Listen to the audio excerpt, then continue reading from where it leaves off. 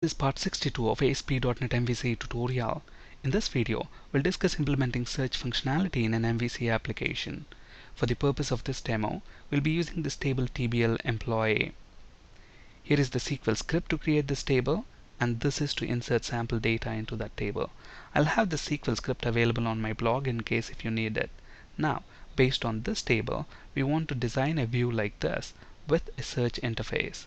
We want the users to be able to search either by name or by gender. If they want to search by name, they simply select that radio button, enter the name of the employee. If there are any employees whose names start with whatever the user has typed here, then we want to list those employees.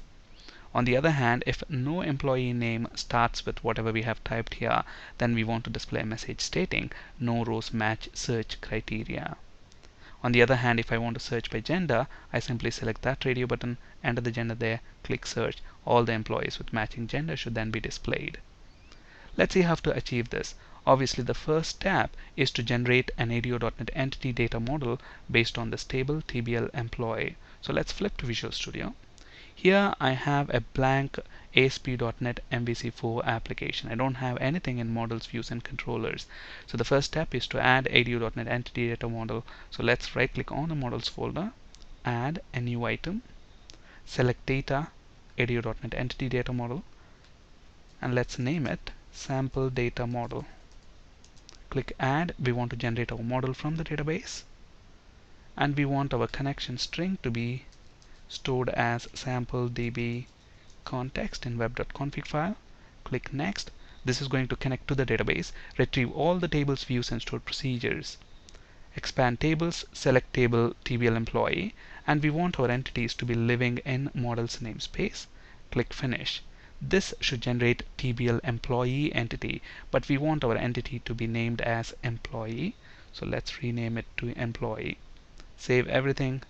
Let's build the solution. The next step is to add the home controller. So right click on the controllers folder, add a controller, and let's name it home controller.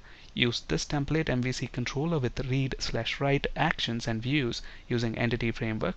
The model class is going to be employee, and the data context class is going to be sample db context, and we want to use razor views.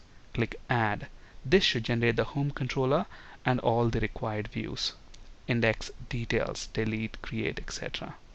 Okay, so let's save everything, build the solution, and navigate to the index view. So this should display the index view with all the employees data from table TBL employee. Now let's format this a little better.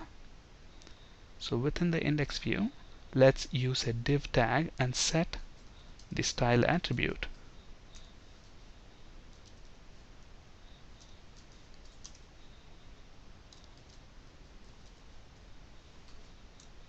And let's move the closing div tag to the end of the view. And then let's also set a border for the table.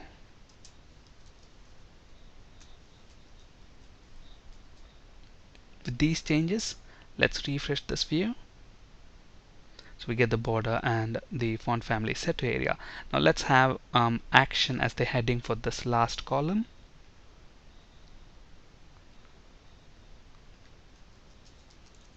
Alright, so let's refresh this. Alright, now let's design the search interface. Basically, we want search by this literal text there, and then two radio buttons, one for name and the other one for gender. So let's achieve that.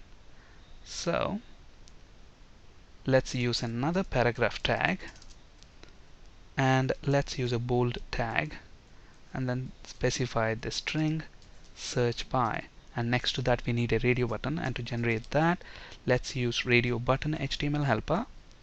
And then the first parameter obviously here is the name for that radio button. The name is going to be, basically, why are we using these radio buttons? We are using them to specify what we want to search by. Do you want to search by name, or do you want to search by gender? So let's give it a meaningful name. So let's name it search by. And then the next parameter is the value for that radio button. The value is going to be name. So if you want to search by name, then you will use this radio button. And next to the radio button, we want to display the text as name. So let's include that. And then we want another radio button for gender. So let's copy and paste that there. So the text is going to be gender and the value is going to be gender.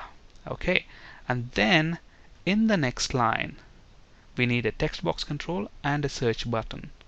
So let's include an HTML break, and then to generate the text box, let's use text box HTML helper. And then why are we using this text box control?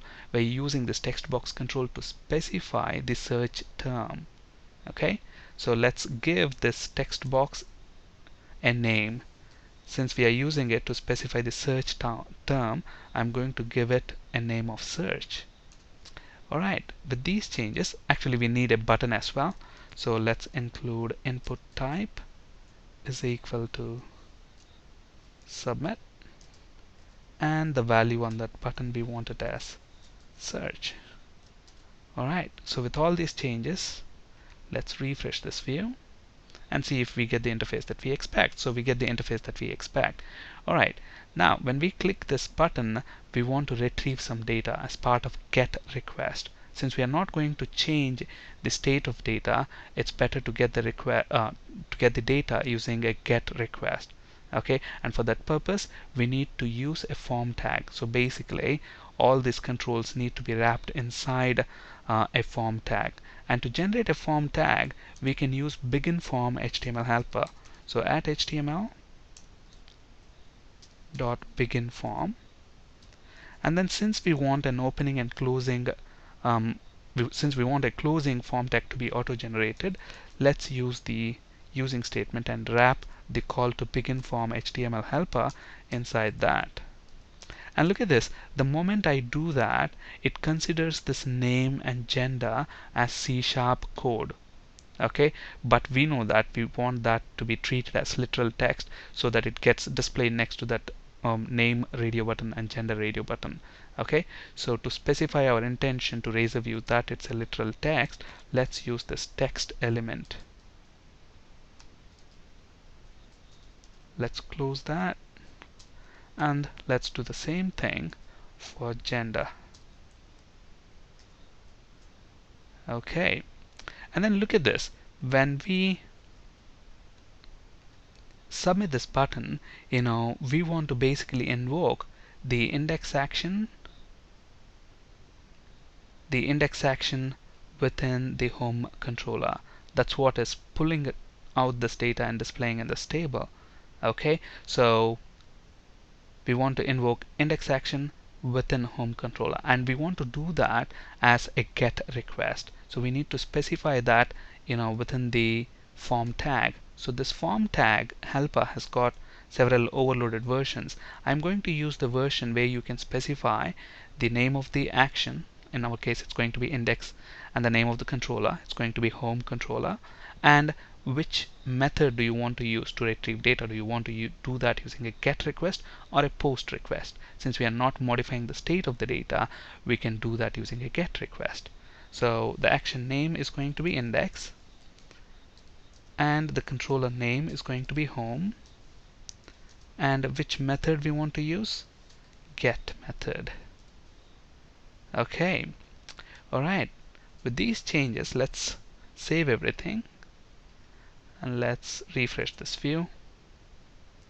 And notice that when the form first loads, by default I want a name radio button to be selected, because in my organization usually most of the employees search by name, so I want that to be as the default selected option.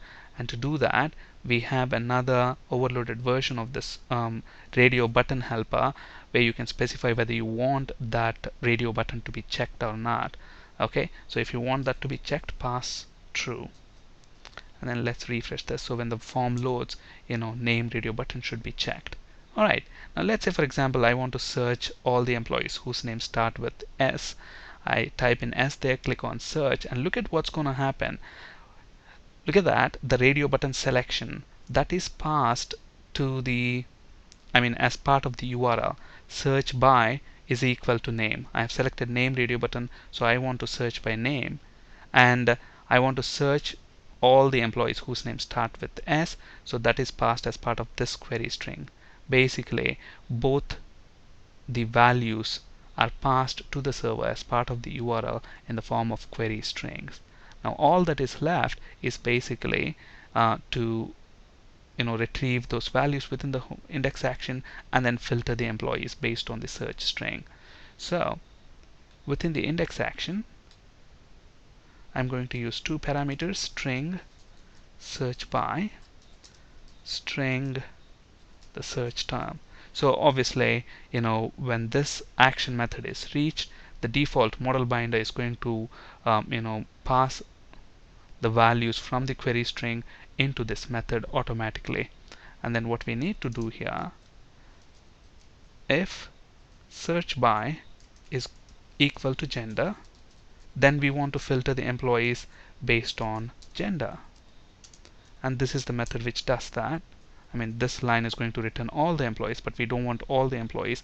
We want to filter the employees. So let's go ahead and use a where clause and then specify your condition.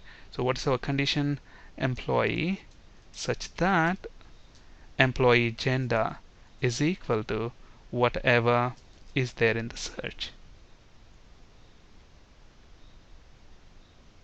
Okay.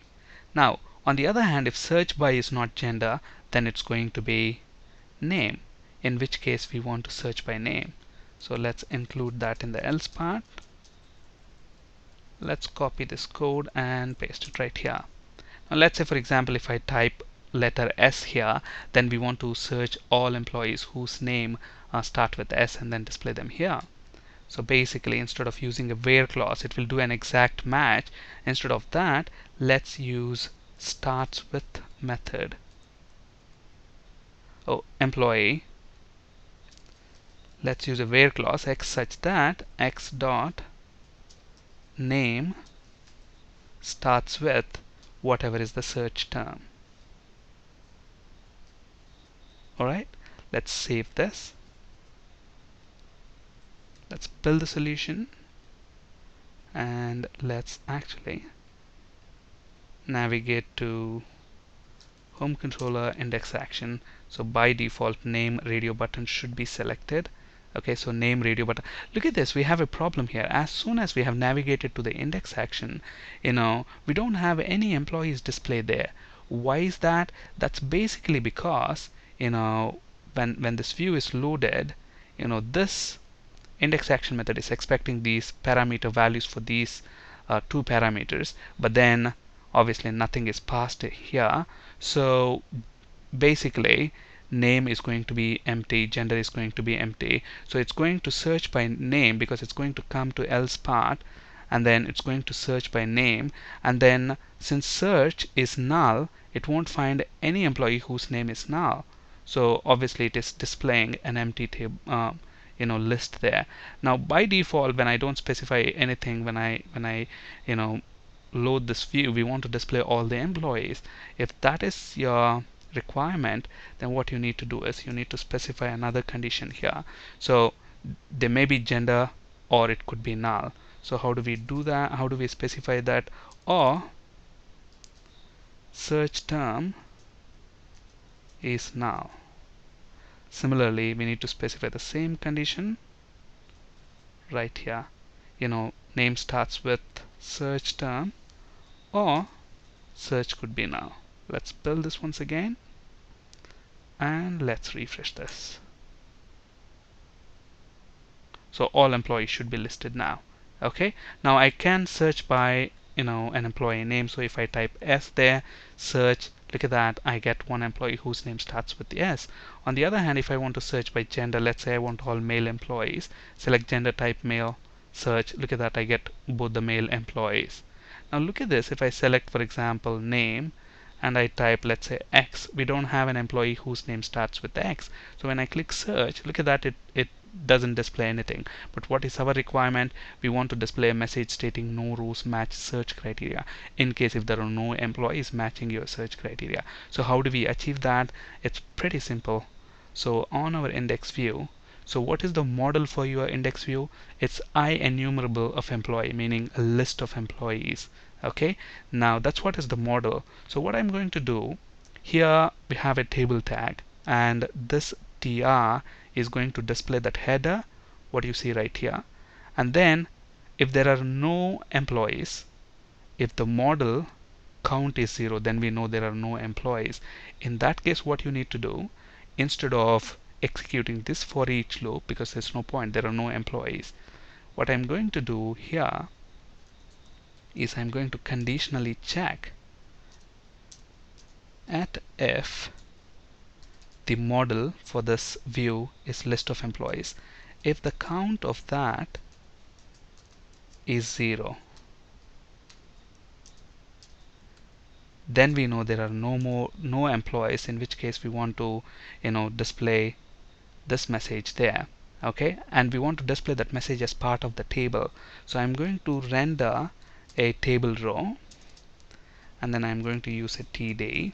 And then how many TDs are there within that table? We have 4 TDs basically. So if you look at this, 1, 2, 3, and 4, we have 4 TDs. So we want this single TD to span across the width of those 4 TDs, and to achieve that, we're going to make use of call span attribute and set that to 4. And then here we want to display that message stating no rows match search criteria. So no rows match search criteria. Alright, so if this condition is true, then display this. Else, if the count is not 0, then we know there are some employees to be displayed. In that case, go ahead and execute this for each loop. So let's wrap that inside that. Now another thing to keep in mind, look at that, we have already used an @ symbol here to specify the code block, so we don't have to use this @ symbol, otherwise we'll get a runtime error. Let's leave it there and refresh this view and see what's going to happen. Let's actually navigate to the index action. Look at that, we get an error. So all you need to do is get rid of that extra @ symbol from there, save, let's refresh this, and it should work as expected. Now look at this, if I type X, we don't have employees whose names start with X. Look at that, no rows match search criteria. We get it as expected. Alright, on this slide you can find resources for ASP.NET, C# and SQL Server interview questions. That's it for today. Thank you for listening. Have a great day.